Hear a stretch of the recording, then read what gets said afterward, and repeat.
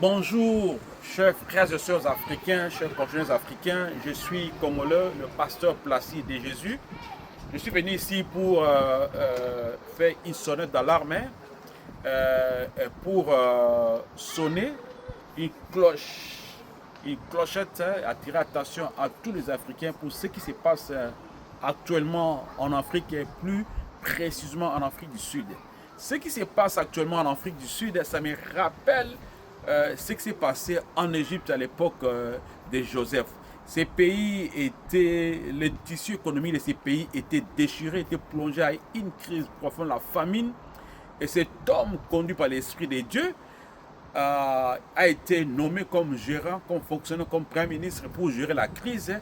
Il a sauvé le peuple, il a sauvé cette nation. Et il est resté là-bas longtemps, il a ramené son peuple dans ces pays. Et ils étaient vraiment respectés dans ce pays à cause de ce qu'a fait leur ancêtre, leur papa ou aïeux, donc Joseph. Plus tard, après plusieurs siècles, plusieurs années, les peuples étaient derrière les rideaux de l'oubli.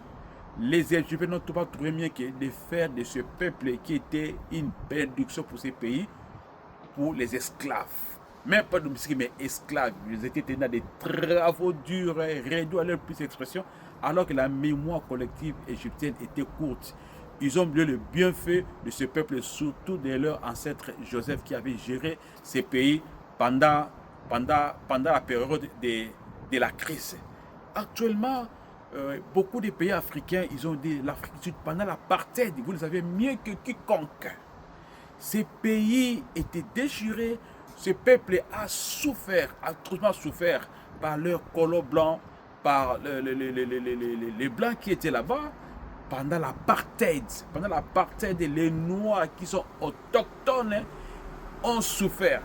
Et les Africains de partout, ils ont été même des chansons, des manifestations, des déclarations, de la presse, tout ça. Moi, je pars de chez moi au pays. L'ancien président à l'époque Zaïre, la RDC c'était Zaïre, Mobutu, les marchés Mobutu, il a lutté, il a fait des déclarations même à l'ONU, partout.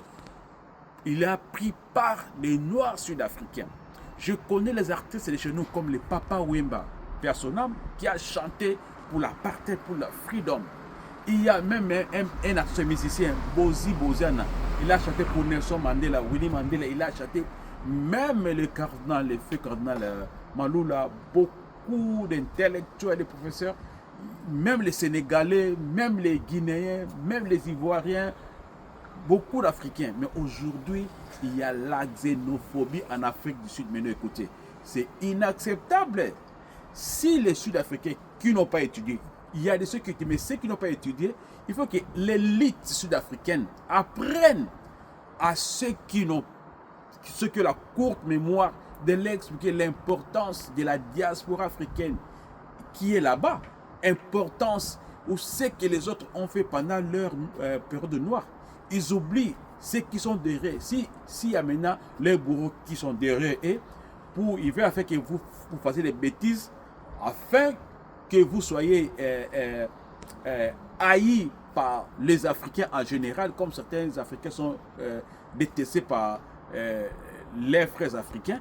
Et maintenant, quand il y aura encore l'apartheid volume 2 ou l'apartheid néo-apartheid, qui vont vous défendre? Réfléchissez, Sud-Africains. What's happened now in South Africa? I remember during Egypt, when they had problem, I remember that sometime, people like this, I make an interview. You remember this time,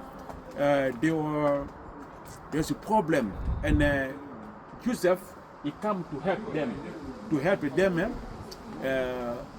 during the difficult time. But later they forget what he did for them. They forget it.